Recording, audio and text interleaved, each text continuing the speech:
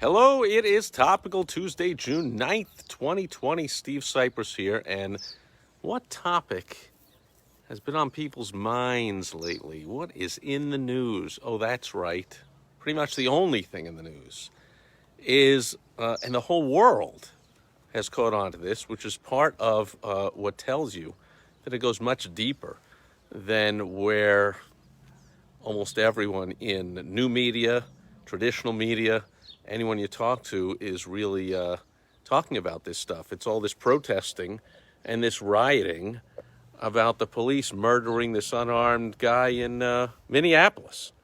Now, I haven't followed, haven't followed it that closely. The actual case itself, this actual cop killing this guy, to know if there was actual racism involved in it.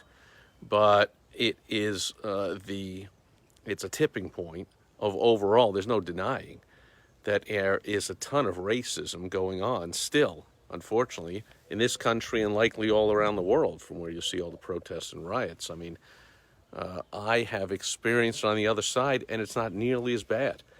I did door-to-door sales for 9 years, and I was often the only white guy in an all-black neighborhood. And I was very much aware of that. And very often some gangs or some unruly people would, insult me or follow me around or threaten me and, make me very aware of that. And then, but only a few times did it lead to any kinds of problems. And since here I am on a live video, no one ever killed me, much less a cop or any member of the government. I remember that the car I drove back in my college days was a 1980 VW Rabbit.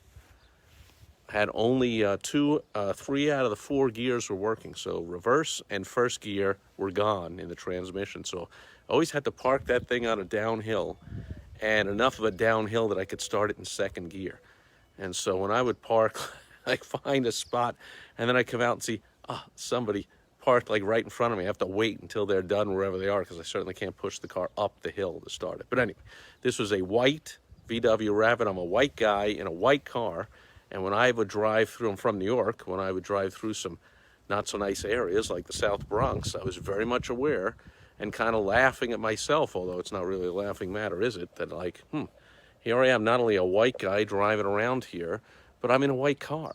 I'm just really flaunting this here and asking for trouble. Well, that's the thing. You see how I just described that? I had to be in a very specific area that I chose to go to.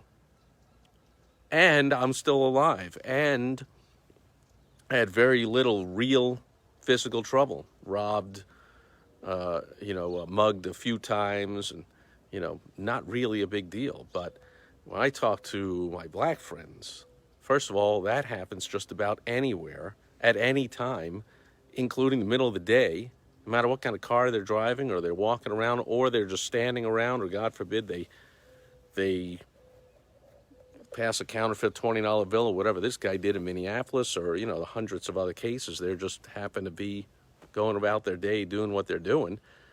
And there is an element of racism that... I was going to say it's shocking or disgusting, but it's disgusting. It's not shocking, unfortunately. It still exists in a very real way. It's terrible.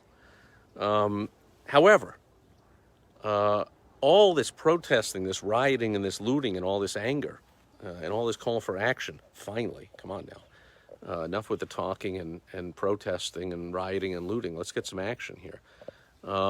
Which is likely to take time because, you can't legislate morality. You can't legislate racism out of America. And if you watch any American history, you see that black people were brought to America to be slaves, to be indentured servants and workers. And, there's still running through, I think, people's minds about the days when, that's only 150 years ago. So there's certainly, people that are alive today that are my age, their grandparents were slaves or slave owners or knew about slavery. It's still kind of fresh.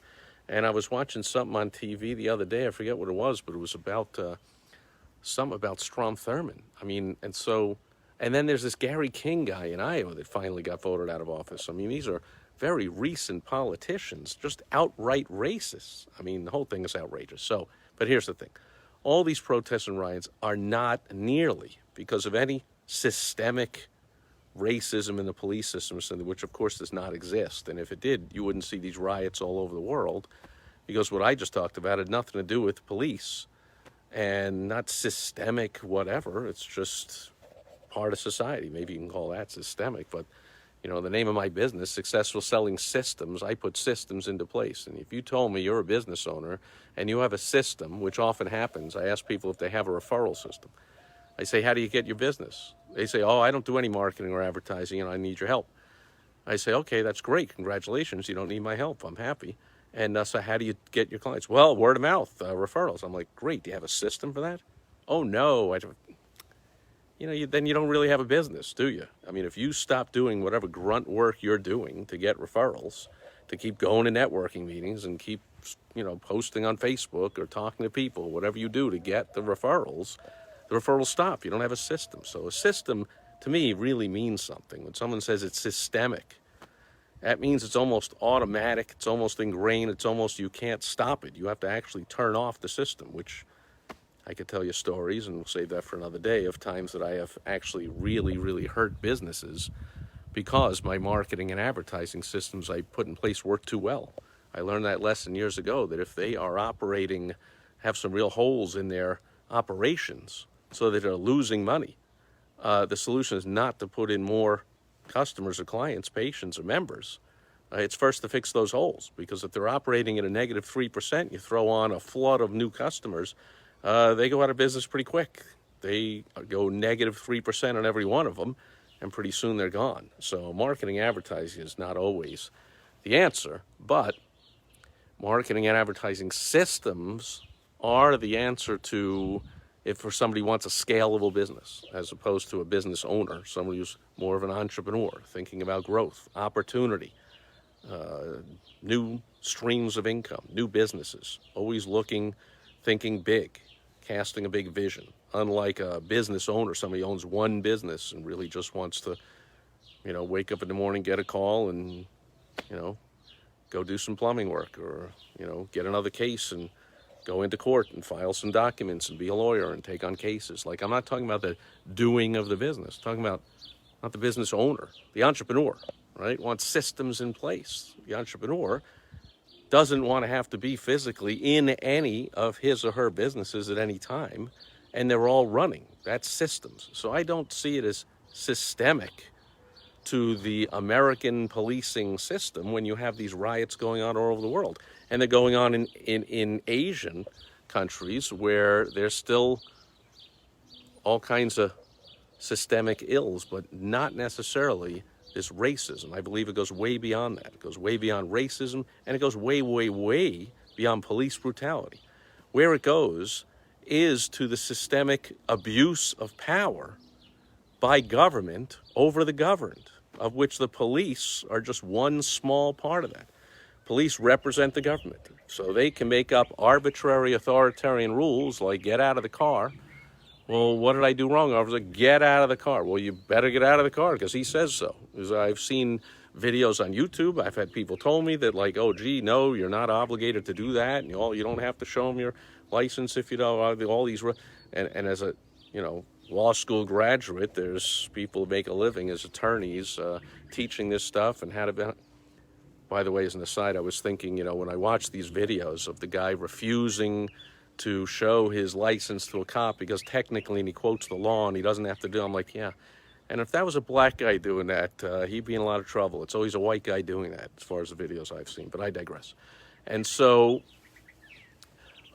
there's government abuse, and we have recently, I really believe that one of the big reasons for the timing of these riots and protests, because there's been, unarmed black people killed by white cops and unarmed white people killed by black cops and armed people killed by...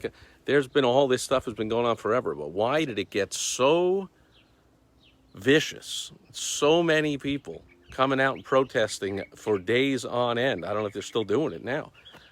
And rioting like we've never seen, and looting like crazy stuff.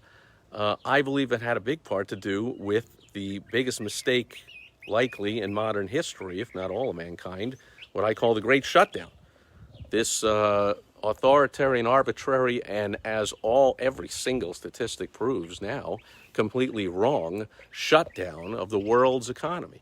So that's the biggest abuse of power by government of all time, especially against small business owners. I mean, let me get this straight, a big business selling the same stuff as my small business is allowed to stay open and make money and make profit and run their business, and I am on the verge of bankruptcy or actual bankruptcy for hundreds of thousands of companies that'll never come back, not to mention the ones that have been looted and destroyed and rioted on. But I'm just talking about just the shutdown itself. So you shut people in their home for 3 months in their apartment somewhere, 20 floors up in the city in a tiny apartment. If you've ever been to some of these big cities, the rents are outrageous, and people live in basically a closet. Well, you shut them in there for 3 months and tell them they can't go out. And in New York, for instance, where a lot of this rioting and looting happened, they're told in LA and Chicago, they're told they're not even, I think they're in like phase 1, whatever that means today.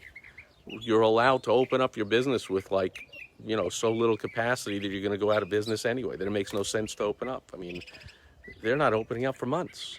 So that's really abuse of power by the government, and people are sick and tired of it all around the world. It's never been more pronounced than the arbitrary shutdowns. Here in the U.S., we got 50 different states, you got 50 different rules. Oh, you can't do this, but you can do that. You can operate a supermarket, but not a restaurant. You can operate a Walmart that sells jewelry, but not a jewelry store.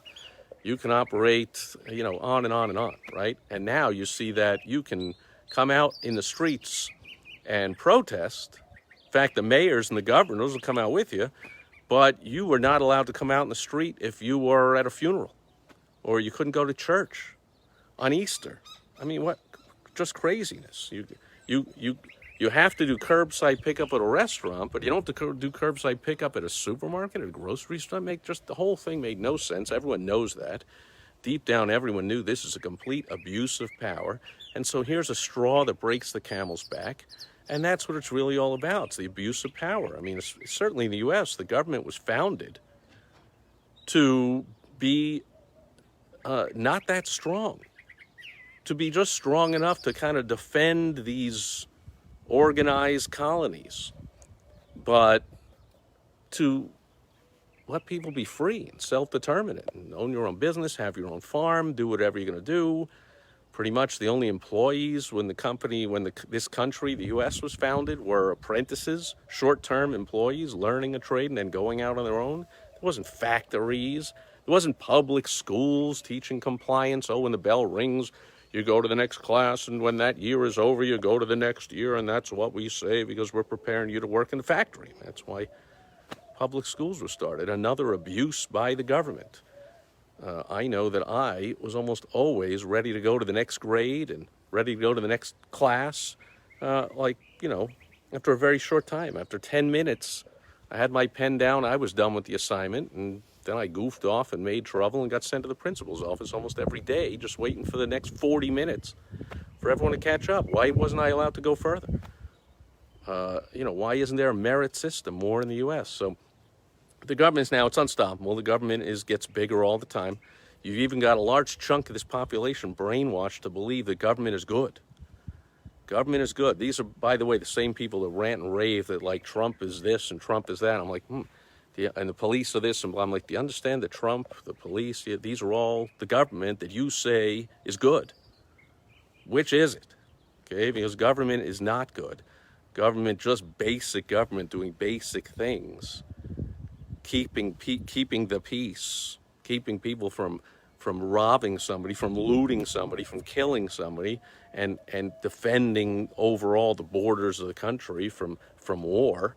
I mean, that's the basics. Other than that, and some minor regulation that can also mostly be done privately anyway. You could have private companies that do inspections of restaurants. Doesn't have to be done by the government. Of course, you can have all kinds of private schools, and you do. Doesn't have to be done by the government, and on and on and on. So we just live in a world of constant abuse by the government, but it was never made more clear, and I think still is, because these shutdowns and lockdowns are still going on all over the country. You can't do this, but you can do that. You have to You know, when you come into our business, restaurants and businesses that had to put up tons of plexiglass, and restaurants that now had to reprint all their menus so that they're one-time use and one-time use silverware, and everyone's disinfecting everything. That's extra money, and putting in new HEPA filters and tearing up the carpet and putting in new flooring and all this expense because you got to stand a few feet away and 6 feet and this and that and whatever. Unless you're protesting, then the mayor and the governor will be arm in arm, face to face with you right down the street like nothing's wrong, because, little hint, little secret, nothing is wrong, right? If you're sick, stay home. If you think you might get sick and you don't want to, stay home. Otherwise, you don't shut everything down just because you can, just because you're the government. And you don't stamp on people's neck just because you can. You know, last I checked, when they put the handcuffs on you, the next thing they do is they put you in the back of the cop car. We put the handcuffs on and then we, like, hold the guy down for 10 minutes? Where did that come from? Talk about abuse of power. Government is constantly abusing people's power. That's a big reason. That's pretty much the number one reason people own their own business. Abuse of power from a boss, from the government, from anyone telling us this is what you have to do when we know we'd rather do it ourselves. We'd rather be in charge of our own life. Okay? We'd rather not follow all those arbitrary rules or completely wrong rules, or just blatant authoritarian, I got a phone and a pen, and I think I'm a dictator, and what I say goes, and misinformation all over the place, and nobody's ever accountable in the government, ever.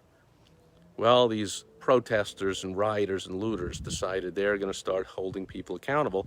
And I saw interviews with like state troopers what was it, state, what do they call it? National Guard or whatever they call it, and the cops all going, look, you know, we knew we weren't going to beat them, so we might as well join them. You know, we kneeled with them, we marched with them, we danced with them, we hung out with them, we were arm in arm with them because we knew we weren't going to beat them. Wow, that's fantastic. That's the best thing about the protests is they finally got the government, the authority, to realize you're not going to beat them. You know, they always talk about there's 35, 40,000 cops in New York. Yeah, but there's 8 million other people. So yeah, you're not going to beat them, which is us. You're not going to beat the people. Authoritarian, arbitrary government rule. And we are tired of it. And here we just got something that was blatantly obvious, a murder by a government official of a citizen. I mean, that's just craziness. It does happen all the time. But when it happened during the lockdown, people were like, well, guess what? I'm coming out. I don't care what the rules are suddenly. And so, you know, if there's a business lesson in it, number one is congratulations if you're an entrepreneur. You cherish freedom. What this country was, and a lot of the world, and human nature, I believe, is based on. Self-determination, freedom. You know, the governor of South Dakota in the U.S., I saw an interview with her because that state never did a shutdown, lockdown, whatever. And she said, yeah, because I trusted my people. I trusted their common sense. Right. We're human beings. We have common sense. We understand if we're sick, stay home. We understand if somebody's coughing near us, they should cover their mouth. We understand that if I'm sick, you know, when my father-in-law last year was in ICU in the Mayo Clinic, and then, of course, he caught pneumonia, didn't have it when he went into the hospital, but hospitals are the most dangerous place in America, and that's where he caught pneumonia. Well, at that point, they put him on a respirator. He had a weak lung, he had cancer that was heading up into the lungs and causing all kinds of problems, and that's when they asked us, please, when you go into the room to see him, wear a mask. It wasn't him wearing a mask, because it protects. A mask don't protect anybody. If that was true, then you'd see the people in these labs handling this virus wearing only a mask or a bandana, or it's under their nose, or they take it off and kneel down and do whatever. Like, come on now, it's not protection. It was, we were protecting him just in case we would cough or sneeze or breathe on him or something. He was in a frail condition in the ICU on a ventilator with pneumonia and a weak lung. Okay, that's when we wear a mask. Otherwise, what's with all the mask wearing? If you're sick, don't go out and wear a mask. Stay home, for crying out loud. Have some common sense, right? Have some common sense. If more people had relied more on our common sense and insisted the government Treat us like human beings and let us rely on our common sense and stop with the arbitrary authoritarian crap. I believe it would never have reached this crescendo of frustration and anger and just lashing out. But hopefully the good news is there's some change, and I'm talking about much more than this defund the police nonsense or police some brutality. It's so way beyond that. How about like cut it out with government constantly getting bigger and bigger? Yeah, sure, Trump has cut some regulations, but here's the thing. He hasn't cut the regulators because you can't. They're part of a government union. And so they are sitting there playing solitaire on their computers and sitting around all day twiddling their thumbs, just waiting until Trump gets out of office and they can get back to just writing more regulations and choking us out of life.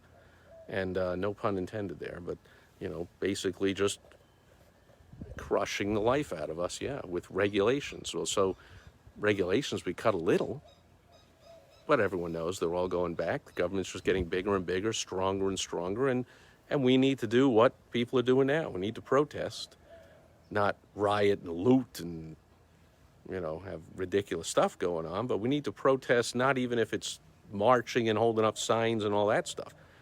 Just we need to decide we're not going to stand for that. And a big way to do that is to say, I'm not going to work for the government. I've been offered a whole bunch of times, every single time, like, you really think I would ever work for? Successful people don't go work for. Look at Trump, you see all the, Trump had another person that, once they're fired, they don't like him and they're this and that and they're angry at him.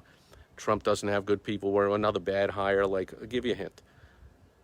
It's almost impossible to get a decent human being to want to work for the government, especially in Washington, D.C., cesspool of the country. Like, that's almost impossible. Add to it the fact they'd be working for Trump, one of the most demanding, tough bosses there are. Like, almost impossible for Trump to find enough people to fill our over-bloated, ridiculous government. And that's a good thing. So hopefully what we learn from this is we are tired of the ever-growing, ever-crushing us government, and we get back to self-determination. And the best thing to do for that is to become an entrepreneur, to determine your own existence, your own present, your own future, your own fortunes in your own hands. So I admire, that's why I love business owners, but especially entrepreneurs, because we're always looking to make things better, and we are staunchly, stubbornly clinging to our self-reliance and self-determination and doing our little part. That's not nearly enough because we only represent 10% of Americans. The 90% there's no stopping them. But we do our little part to stop the government abuse of power. That's the bottom line in all this rioting and looting and protesting, is overall it is government abuse of power. You see it in other countries. You see it in China, a one-party communist bloc totally abusing people's privacy and what you can and can't say. Oh, you get arrested if you just say something bad about the Chinese government, the Communist Party, or in North Korea. If you just say something bad, you get arrested. We're not that bad here.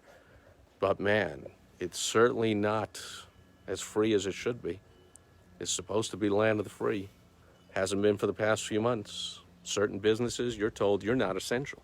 You're not allowed to operate. You are going to go bankrupt. You should have been smart enough to work for the government. None of those people lost their paychecks. None of those people getting evicted or foreclosed on or going bankrupt or committing suicide or having depression or having their kids no longer be able to go to college because they had to raid the college fund just to pay the rent or the mortgage or whatever. And yet still, we got to cling. We got to cling to our self-reliance, and, well, you can't stop it, but push back all we can on the government abuse of power. That is the issue. Next time you're watching any of these protests or riots, realize it's not just about one cop and one guy. It's not just about however many cops are on the whole country, 1 million cops and 1 million guys.